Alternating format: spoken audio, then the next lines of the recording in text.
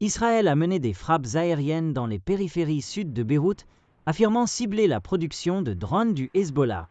L'attaque, jeudi soir, à la veille de l'Aïd al-Adha, l'une des fêtes les plus importantes de l'islam, a suivi des avertissements d'évacuation pour plusieurs bâtiments dans la zone où le Hezbollah est implanté. Il n'y a pas eu de rapports initiaux de blessés.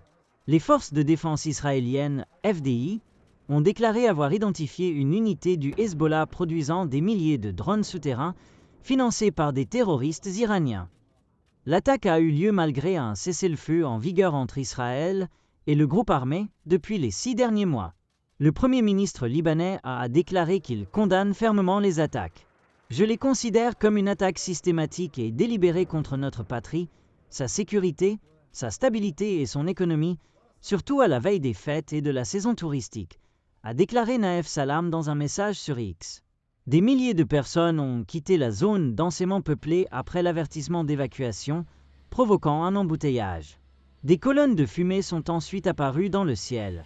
Le président libanais Joseph Aoun a qualifié les attaques de violation flagrante d'un accord international, tout en soulignant qu'elles avaient eu lieu à la veille d'une fête religieuse sacrée. Les attaques ont suscité panique et peur à la veille de l'Aïd al-Adha, a écrit le bureau du coordonnateur spécial des Nations Unies pour le Liban sur X, avertissant du risque d'une escalade inutile de la situation.